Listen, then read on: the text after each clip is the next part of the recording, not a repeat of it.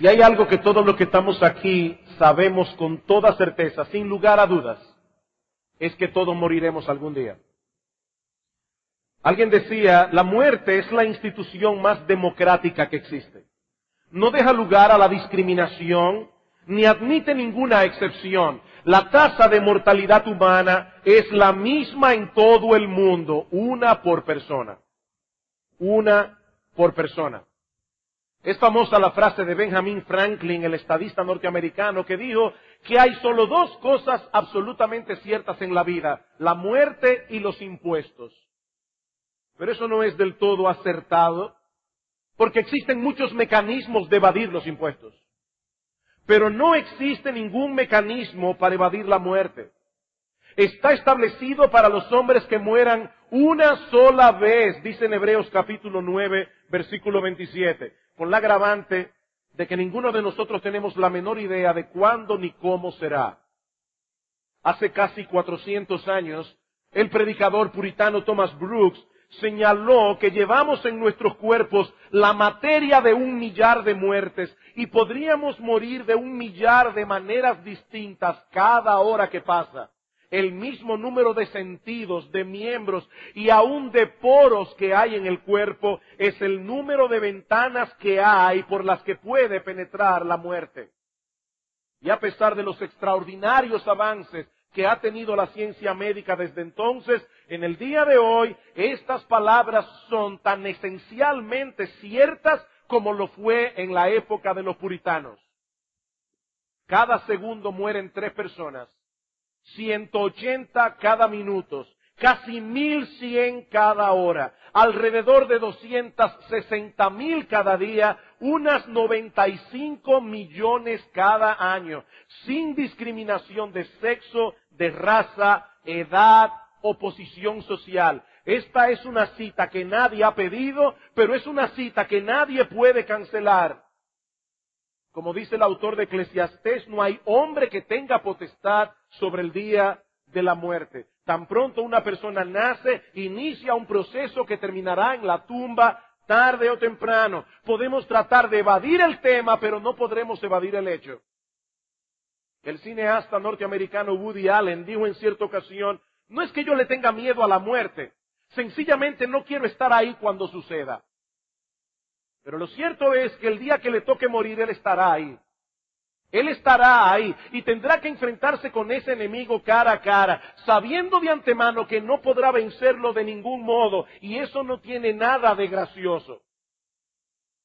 En un tono más realista, la periodista y novelista inglesa Margarita Lasky, una mujer que profesaba ser atea, cuando le preguntaron en un programa de la BBC cuáles eran las cuestiones más importantes a las que debía enfrentarse todo ser humano, ella respondió que estamos solos, que somos culpables y que vamos a morir.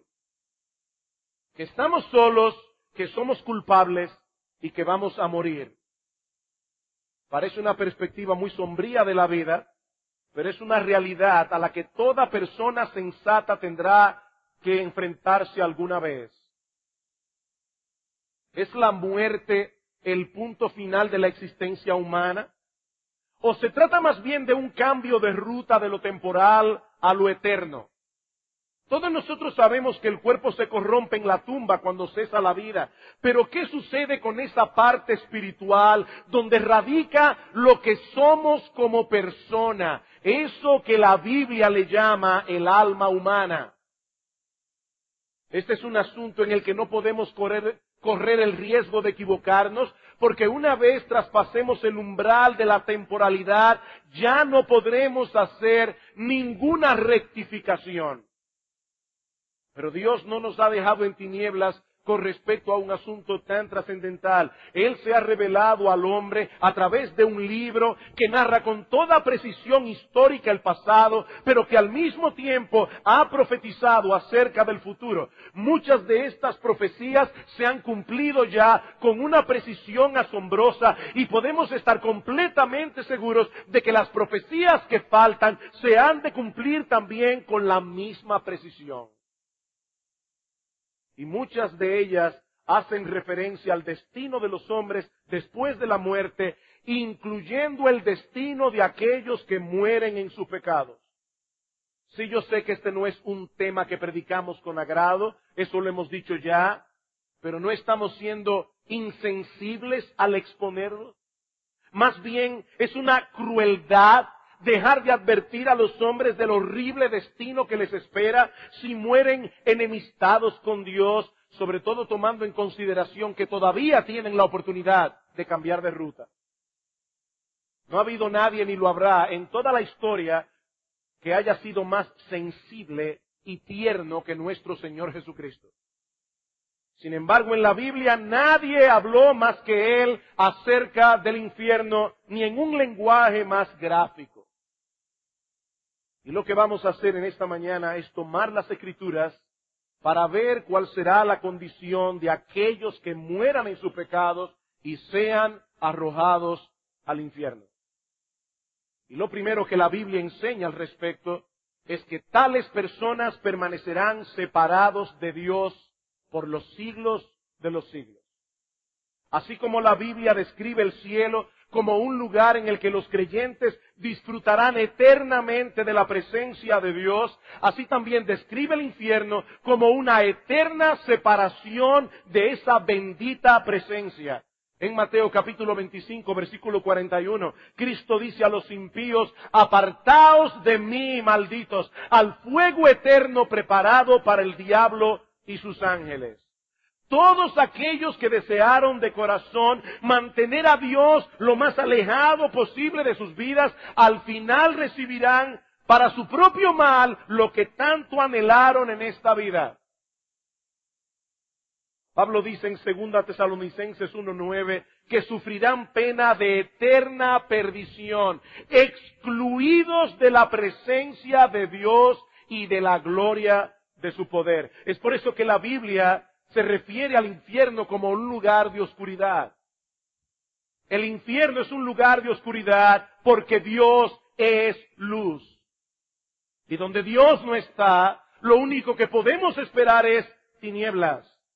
En varias ocasiones Cristo se refirió al infierno llamándole las tinieblas de afuera. Y hablando de aquellos que han decidido abandonarse a sus impulsos pecaminosos, Pedro dice que les está reservada la más densa oscuridad para siempre. A muchas personas no les causa ningún terror escuchar que el infierno es un lugar donde los hombres estarán eternamente separados de Dios. Y hasta es posible que algunos lo vean como un alivio. A mí no me interesa Dios. Yo no quiero tener ninguna cercanía con Él. Saber que lo voy a tener eternamente separado de mí, para mí es un alivio. Pero eso es porque no entienden que nadie vive en este mundo fuera de esa bendita influencia, que es lo único que hace vivible la vida del hombre en este mundo caído. En su discurso a los atenienses, Pablo les dice que Dios es quien da a todos vida y aliento y todas las cosas. Y más adelante, citando a un poeta ateniense, Pablo les dice que en Él nos movemos, vivimos y somos. ¿Saben qué significa eso? Que nadie puede permanecer vivo un solo segundo si no fuera por la obra preservadora de Dios, así como nadie podría experimentar ningún deleite en su vida a no ser por esa misma influencia.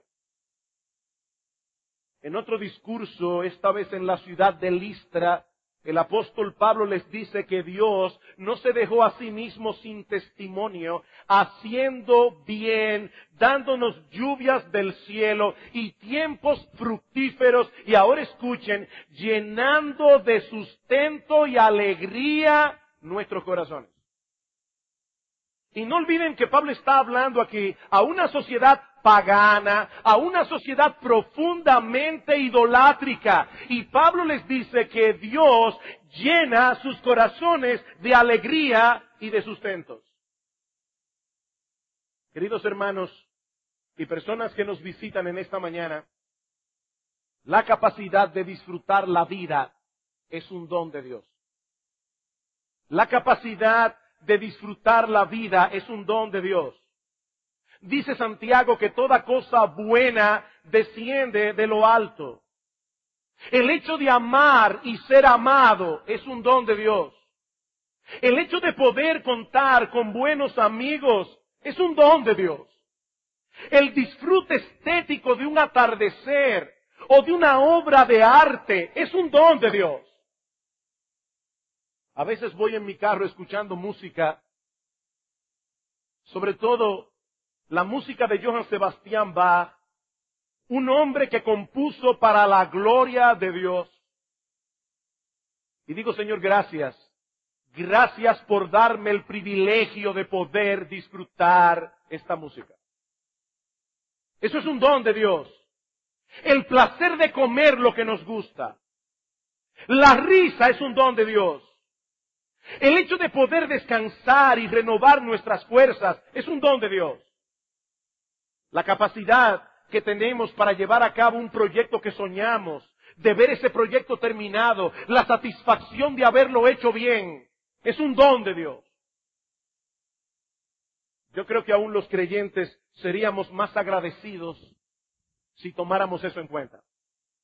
Pablo dice en Colosenses capítulo 3, versículo 17, que todo lo que hagamos debemos hacerlo en el nombre del Señor Jesús, dando gracias a Dios Padre por medio de Él. Señor, gracias por esta comida. Señor, gracias por este descanso. Señor, gracias por el amor de mi esposa. Gracias por el amor a mis hijos. Gracias por el disfrute de un atardecer. Gracias, Señor, 1000 veces gracias. Pero en el infierno, nada de eso podrá ser disfrutado nunca más. Nunca más.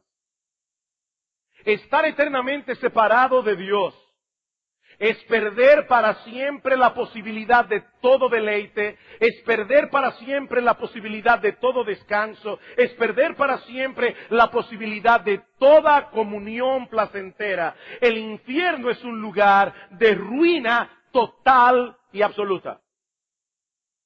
Tu personalidad se deteriorará completamente en el infierno.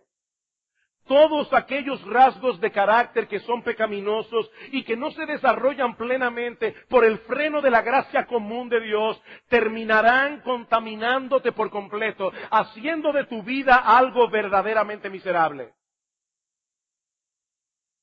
Como alguien ha dicho, tus pasiones bajas aumentarán sin freno. Todo lo que hace honorable de la vida humana será quitado de ti. La existencia más miserable en este mundo es un paraíso comparado con el infierno. Por eso es que la Biblia se refiere al infierno como un lugar de eterna perdición. Eterna perdición. Yo no sé cuántos de ustedes han reparado alguna vez en las implicaciones de esa palabra. La Biblia habla de los pecadores como personas que están perdidas.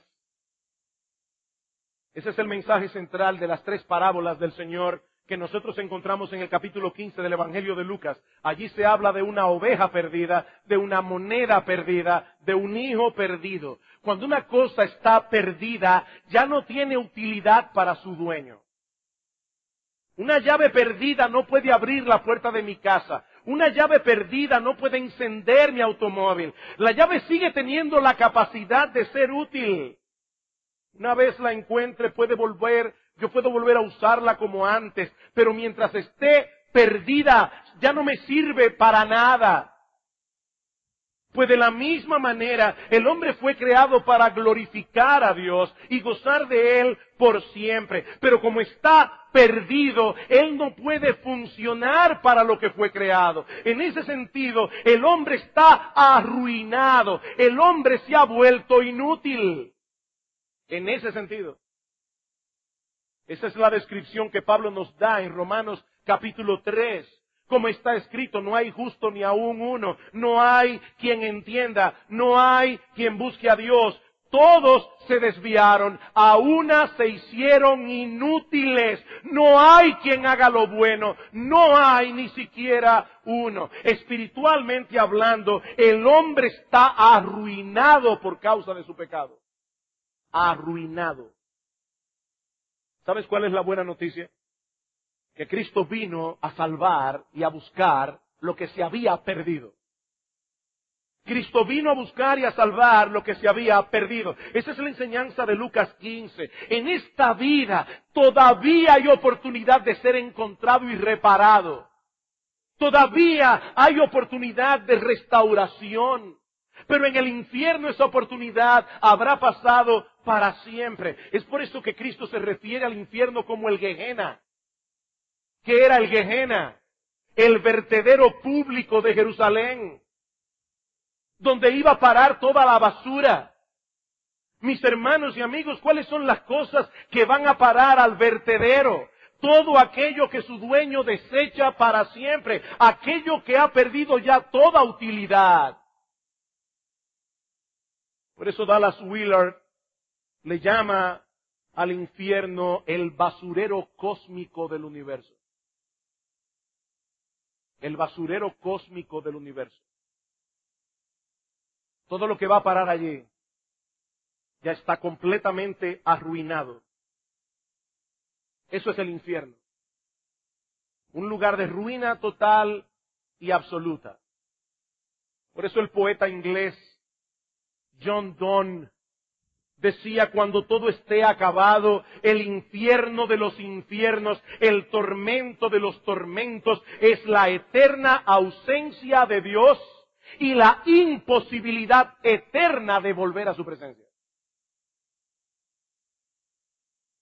Ahora debo aclarar en este punto que cuando hablamos aquí de la separación de Dios, no estamos hablando de distancia, estamos hablando de relación. Porque nadie se va a librar de Dios, ni siquiera en el infierno. No estamos hablando de distancia, estamos hablando de relación. Yo puedo salir de viaje y mantenerme unido en una relación cercana con mi esposa, al mismo tiempo que dos esposos pueden estar bajo el mismo techo y estar completamente distanciados. Nuestro Dios es omnipresente. Y por lo tanto los habitantes del infierno experimentarán en toda su plenitud la ira y la justicia de su presencia. Como decíamos en un sermón anterior, sí, ciertamente el Dios de la Biblia es un Dios de amor. Pero también dice la Biblia que nuestro Dios es un Dios de toda justicia. Por eso dice en Hebreos capítulo 10, versículo 31, que es horrenda cosa caer en las manos de un Dios vivo. Y más adelante añade que nuestro Dios es fuego consumidor. Sí, Dios es amor. Pero precisamente porque Él es amor y es justicia, Dios está irado contra el pecado. Su amor y su justicia, por decirlo de alguna manera, son el combustible del ardor de su ira.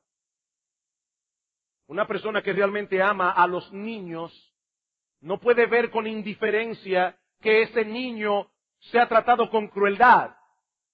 La intensidad de nuestra ira es directamente proporcional a la intensidad de nuestro amor. Y tanto el amor como la justicia de Dios no tienen límites.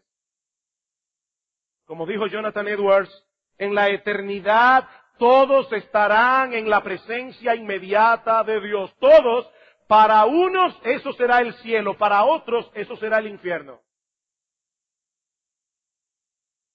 Pero la Biblia no solo describe el infierno como un lugar donde estaremos eternamente separados de Dios y por lo tanto un lugar en el que no podremos experimentar ningún deleite, sino que la Biblia también habla del infierno, en segundo lugar, como un sitio en el que se padece un dolor agonizante. Un dolor agonizante. Una de las figuras que más se usa en las Escrituras para referirse al infierno es el fuego. Y esa figura comunica la idea de una intensa agonía. Cuando Juan el Bautista introduce la persona del Mesías, concluye su mensaje con esta advertencia. Y ya también el hacha está puesta a la raíz de los árboles. Por tanto, todo árbol que no da buen fruto es cortado y echado en el fuego. Yo a la verdad os bautizo en agua para arrepentimiento, pero el que viene tras mí, cuyo calzado yo no soy digno de llevar, es más poderoso que yo. Él os bautizará en Espíritu Santo y fuego. Y no está hablando allí de una bendición. No, la bendición es ser bautizado en el Espíritu Santo cuando creemos en Cristo. Pero el que no es bautizado en el Espíritu Santo, dice Juan, será bautizado en fuego. Sigue diciendo él, su aventador está en su mano, limpiará su era, recogerá su trigo en el granero y quemará la paja en fuego que nunca se apagará. Y Cristo usa esta misma figura en alguna de sus parábolas como la del trigo y la cizaña. Dice en Mateo capítulo 13, versículo 40, de manera que como se arranca la cizaña y se quema en el fuego, así será el fin de este siglo. Enviará el Hijo del Hombre a sus ángeles y recogerán de su reino a todos los que sirven de tropiezo y a los que hacen iniquidad y los echarán en el horno de fuego. Allí será el lloro y el crujir de dientes. Algunas personas preguntan si el fuego del infierno es simbólico o literal. Tratando con este asunto, John Blanchard dice lo siguiente. Supongamos por un momento que es simbólico. Supongamos que es simbólico. ¿Rebajaría eso el carácter traumático del infierno? En el contexto general de la comunicación, dice él, aquello que se representa mediante un símbolo siempre es mayor que el propio símbolo. En otras palabras, una metáfora nunca sobrepasa la realidad objetiva que intenta comunicar. Esta noche nosotros estaremos aquí celebrando la Cena del Señor y usaremos elementos simbólicos, el pan y el fruto de la vid, para hacer memoria del cuerpo partido en la cruz del Calvario, para hacer memoria de su sangre derramada. Pero la realidad que ese pan y ese fruto de la vid representan es 1000 veces más sublime. Pues de la misma manera, los símbolos que la Biblia usa para referirse al infierno apuntan hacia una realidad objetiva mucho peor. El infierno es un lugar en el que los hombres experimentarán una intensa agonía. El rico de la parábola en Lucas aparece en el Hades diciendo, estoy atormentado en esta llama. Es por eso que Cristo advierte, si tu mano o tu pie te es ocasión de caer, córtalo y échalo de ti. Mejor te es entrar en la vida cojo o manco, que teniendo 2 manos o 2 pies, ser echado en el infierno de fuego. Si tu ojo te es ocasión de caer, sácalo y échalo de ti. Mejor te es entrar con un solo ojo en la vida, que teniendo 2 ojos, ser echado en el infierno de fuego. ¿Está aconsejando Cristo aquí que nos cortemos literalmente la mano, los pies o nos saquemos un ojo? Por supuesto que no. Lo que Él está proponiendo es una cirugía moral radical. Una cirugía moral radical. Apártate de todo aquello que pueda enredarte de tal manera en el pecado que termines perdiéndote por completo en el infierno. Ningún placer pecaminoso vale tanto la pena como para pagar un precio tan alto. Otra de las figuras que la Biblia usa para describir los tormentos del infierno es la del gusano. El gusano. Esta figura aparece por primera vez al final del libro del profeta Isaías. Dice, y saldrán y verán los cadáveres de los hombres que se rebelaron contra mí, porque su gusano nunca morirá, ni su fuego se apagará, y serán abominables a todo hombre. 800 años más tarde, el Señor Jesucristo se apropia de esta misma figura en Marcos capítulo 9, versículo 43.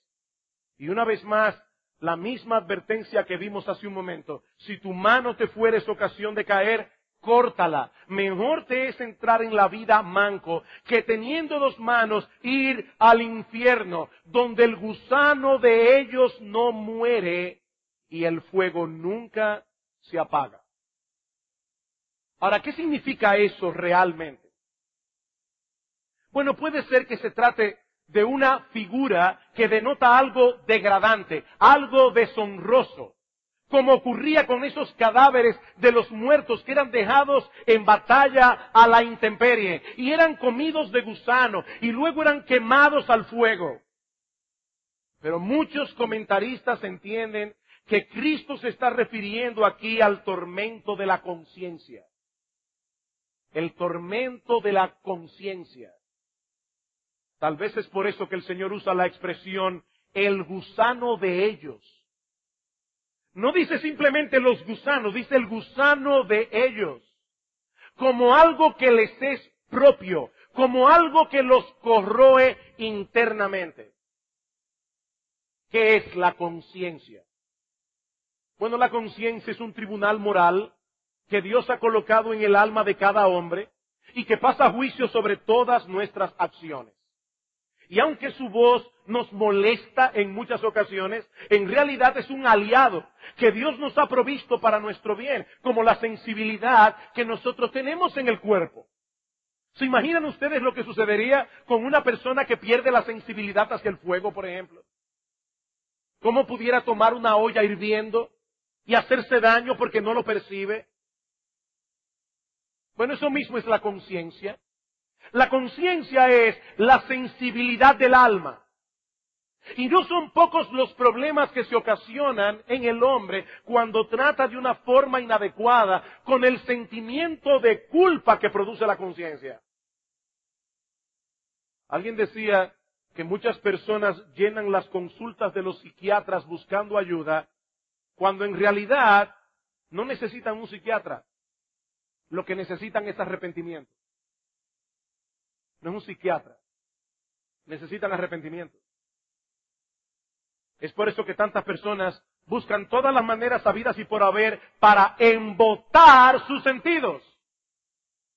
Y no tener que lidiar con ese malestar interno que produce una conciencia culpable, drogas, alcohol, exceso de entretenimiento. No quieren quedarse solos con su conciencia, porque ya han comenzado a experimentar un infierno en sus corazones. Otros simplemente se pasan la vida justificándose a sí mismos y echándoles la culpa a todo el mundo de las desgracias que han cosechado por sus propios pecados. Pero en el infierno ya no podrán evadir la voz de la conciencia nunca más. Nunca más. Ya no habrá ningún lugar donde esconderse, ninguna droga, ninguna diversión, ningún grupo de amigos, ninguna justificación deshonesta. No, la memoria será un tormento en el infierno. No solo la memoria de tus pecados, sino la memoria, el recuerdo de tantas oportunidades desperdiciadas. Por eso la Biblia nos advierte una y otra vez que allí será el lloro y el crujir de dientes. El lloro y el crujir de dientes. Así como podemos describir el cielo como un lugar en el que ya no habrá necesidad de botar ninguna lágrima de dolor, el infierno es un lugar donde los hombres experimentarán una intensa agonía y estarán llorando y crujiendo sus dientes por los siglos de los siglos. Y es interesante que la Biblia use esta última expresión, crujir de dientes, no solo para referirse a un profundo temor, sino también para referirse a una ira intensa. Una ira intensa, hablando de la reacción que provocó el discurso de Esteban ante los líderes religiosos de Israel. Dice en Hechos capítulo 7, versículo 54, que oyendo estas cosas se enfurecían en sus corazones y crujían los dientes contra él. El infierno será un lugar de espanto y terror, pero será también un lugar donde los pecadores experimentarán una ira incontenible y destructiva.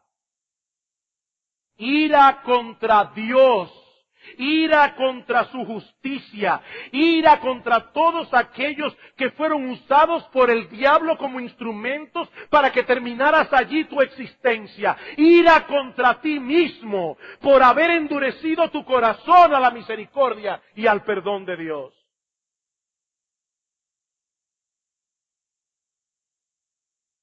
Finalmente, y en una forma mucho más breve, la Biblia también enseña que los tormentos del infierno no cesarán jamás. Que los tormentos del infierno no cesarán jamás.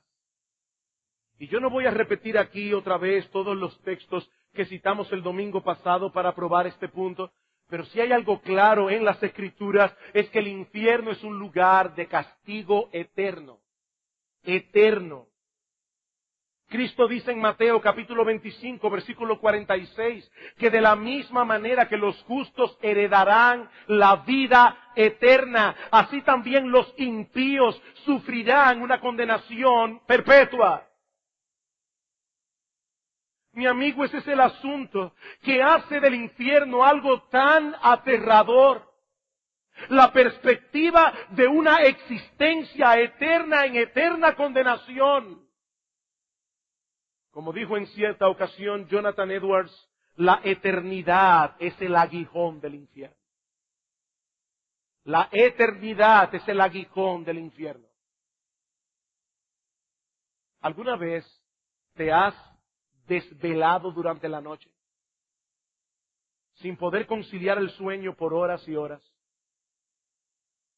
Yo lo he experimentado y no es una sensación que anhelo ni me deleita.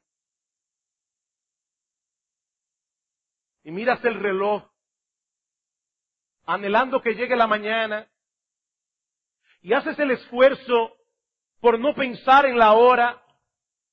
Pero cuando vuelves a mirar al reloj pensando que ha pasado mucho tiempo, apenas van 15 minutos desde la última vez que lo miraste. Imagínate esa misma experiencia por los siglos de los siglos, sabiendo de antemano que la mañana nunca llegará. Y tendrás una idea aproximada de lo que debe ser estar en el infierno. Es por esa razón que Cristo echó mano de las imágenes más crudas para advertir a los hombres acerca de ese horrible lugar. Este no es el tipo de cosas en los que nosotros queremos comportarnos en una forma políticamente correcta. No, este no es el momento para tratar de ser polite. No, mi amigo. Toda esta semana he estado buscando en mi mente las palabras y las frases más adecuadas para poder impactar tu corazón, para poder hacerte reaccionar por el poder del Espíritu Santo, que usa la predicación del Evangelio para despertar el corazón de aquellos que están durmiendo. Porque lo cierto es que si aún no has venido a Cristo en arrepentimiento y fe, estás en grave peligro. En grave peligro.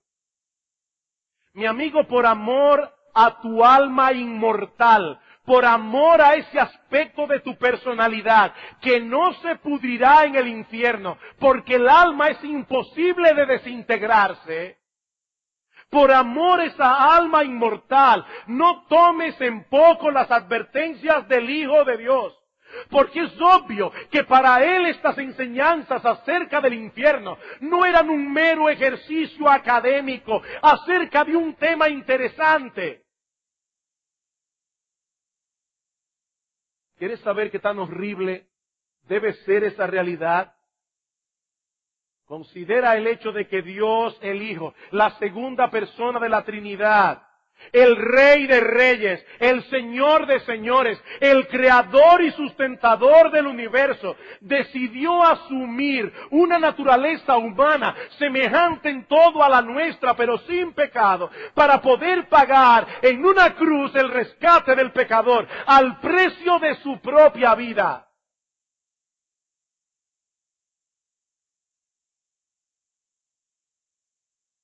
Déjame hacerte una pregunta. ¿Acaso te parece el infierno un castigo desproporcionado? ¿Tú crees que el infierno es un castigo desproporcionado? Si es así, déjame decirte algunas cosas para terminar. En primer lugar, no olvidemos lo que decíamos en el primer sermón, y es el hecho de que los que terminen en el infierno eligieron voluntariamente ese destino. Es que solamente hay dos opciones, solamente dos posibilidades. O estás con Dios o estás en su contra. Y los que terminen su existencia en el infierno escogieron separarse de Dios, alejarlo lo más posible de sus vidas, y eso es lo que a final de cuentas obtendrán. Mi amigo, no lo olvides. Nadie terminará su existencia en el infierno habiendo querido ir al cielo. Habiendo querido ir al cielo por la presencia de Dios allí. Nadie. Dice Cristo, todo el que a mí viene yo no lo echo fuera. Buscad y hallaréis, llamad y se os abrirá. Nadie terminará en el infierno habiendo deseado de todo corazón terminar su existencia en la presencia de Dios, teniendo comunión con Dios, deleitándose en Él. Nadie. Ese será el destino que los hombres, lamentablemente algunos de los cuales pueden ser que estén aquí en esta mañana, elegirán voluntariamente y recordarán estas palabras y recordarán este sermón por los siglos de los siglos.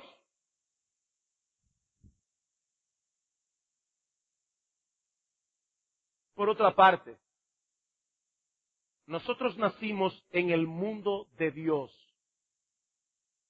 Y por lo tanto, no estamos en posición de evaluar sus leyes, no estamos en posición de evaluar las sanciones que Dios le impone a aquellos que violen sus leyes. Nuestra única opción es someternos a Él, someternos a sus preceptos. Supongamos por un momento que un individuo abraza la doctrina del evolucionismo. Dios no creó, todo lo que ven nuestros ojos es un increíble accidente. Y este individuo quiere llevar sus creencias hasta las últimas consecuencias. Y de ese modo, pensando en el hecho de que el hombre no es un ser especial, porque no fue creado por Dios, simplemente es un animal que evolucionó de una manera accidental para ser lo que es hoy. En la mente de este individuo, un hombre, un ser humano, no tiene más dignidad que un perro, que un gato o una cucaracha. Y aclaro que yo no estoy diciendo que todos los evolucionistas llevan sus creencias hasta ese extremo, a pesar de que pienso que esa es la conclusión lógica de esa enseñanza.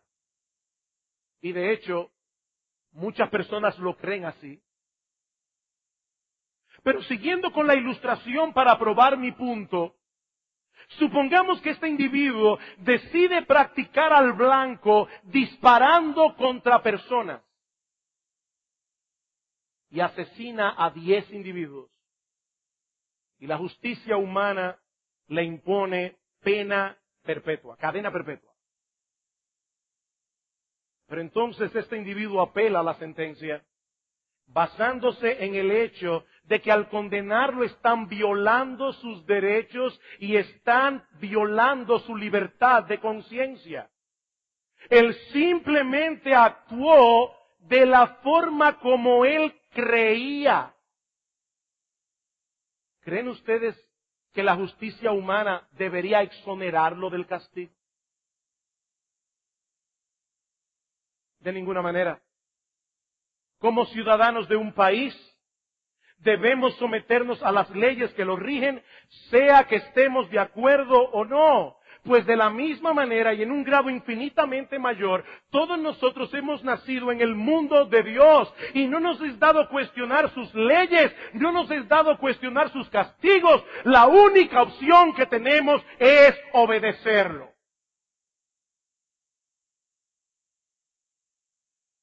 Por otro lado,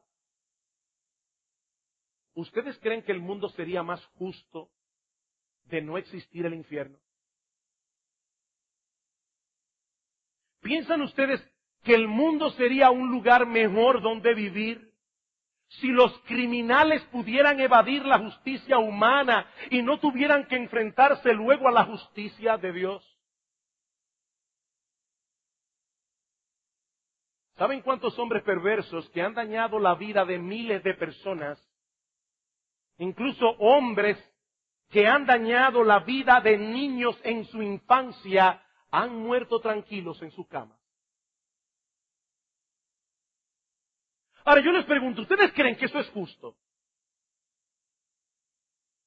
Yo pienso que no.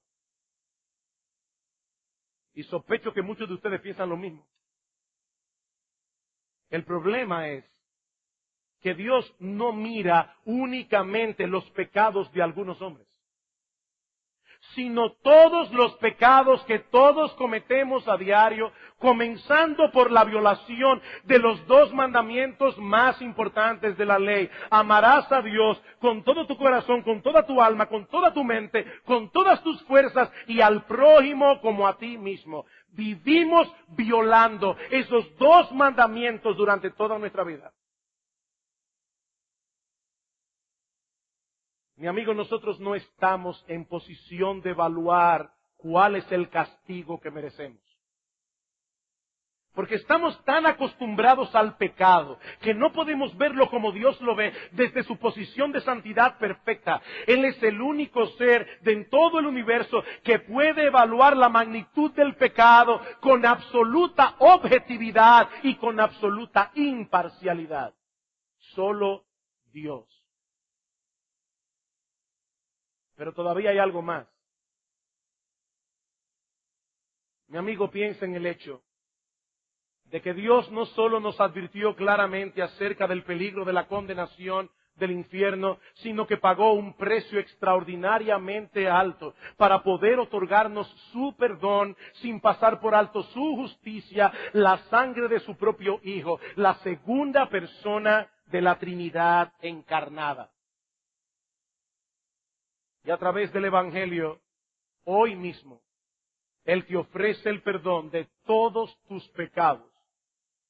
De todos tus pecados, únicamente por la fe. Por la fe en ese sacrificio que el Salvador llevó a cabo en la cruz del Calvario. Mi amigo, esa salvación está disponible para ti en este mismo instante. En este mismo instante.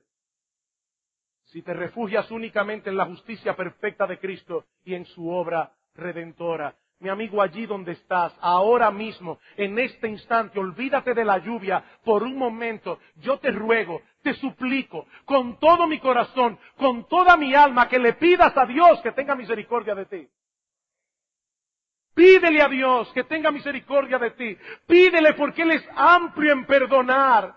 Pídeselo en este mismo instante, ahora. Y yo te aseguro por la bendita palabra de Dios que esa misericordia te será otorgada ahora mismo, instantáneamente, sin demora. El que escucha mi palabra y cree al que me envió, tiene vida eterna, dice el Señor, y no vendrá a condenación, mas ha pasado de muerte a vida. ¿Quiénes los que escuchan y creen? Los que escuchan y creen.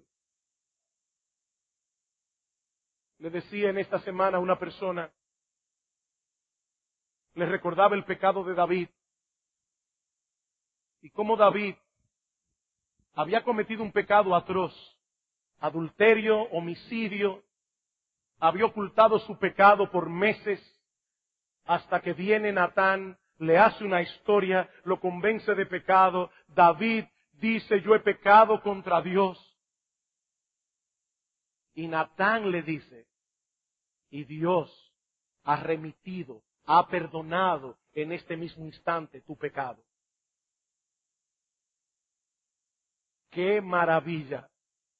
El amor y la misericordia de Dios. Dios pudo haberle dicho a David, no, David, tuviste meses ocultando tu maldad. Tuviste meses haciendo que los enemigos míos blasfemaran mi nombre, meses tendrás que esperar hasta que yo emita el decreto en la corte celestial, el decreto del perdón. No, pero no fue así, porque nuestro Dios es amplio en misericordia y Él se deleita en perdonar. Mi amigo, ¿por qué vas a despreciar tanta gracia y tanta misericordia? Dice el autor de la carta a los Hebreos, ¿cómo escaparemos si descuidamos una salvación tan grande? ¿Cómo escaparemos? Mi amigo, el momento de escapar es ahora. Ahora, en este mismo instante, allí donde estás, pídele a Dios que te abra los ojos. Pídeselo. Pídele a Dios que enternezca tu corazón. Pídele a Dios allí donde estás, en este mismo instante, que tenga misericordia de ti. Pídele aún que te dé la gracia de la fe y del arrepentimiento. Pídeselo a Él. Pídele que tenga misericordia. Y no me creas a mí. Créele a la Biblia. Misericordia en esta misma mañana te será otorgada. ¿Cómo escaparemos si descuidamos una salvación tan grande? Vamos a orar. Padre, queremos darte muchas gracias en esta mañana, porque por más duras que suenen estas palabras, el hecho de tú haber dejado tantas advertencias en ese libro sagrado inspirado por ti, es una gran misericordia. Señor, pero 1000 veces más gracias, porque no te limitaste a advertir a los hombres, sino que también pagaste el precio de nuestra salvación. Oh, gracias por el Cordero.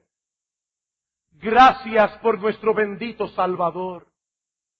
Gracias porque Él, siendo Dios, no escatimó el ser igual a Dios como cosa a la cual aferrarse. Asumió una naturaleza humana y allí en la cruz experimentó el infierno en nuestro lugar.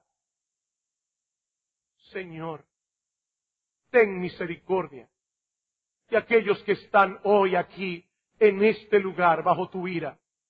Ten misericordia de aquellos que están ciegos a su condición. Ten misericordia de aquellos que te odian. Ten misericordia de aquellos que te rechazan. Señor, y con cuerdas de amor atráelos a la cruz del Calvario. Señor, no les tomes en cuenta sus pecados, como tú no tomaste en cuenta los nuestros. Señor, ten misericordia, complácete y deleítate hoy en conceder arrepentimiento y fe. Bendito Rey, sálvate, lo imploramos. Sálvate, lo imploramos. En el precioso nombre de nuestro gran Dios y Salvador, Jesucristo. Amén.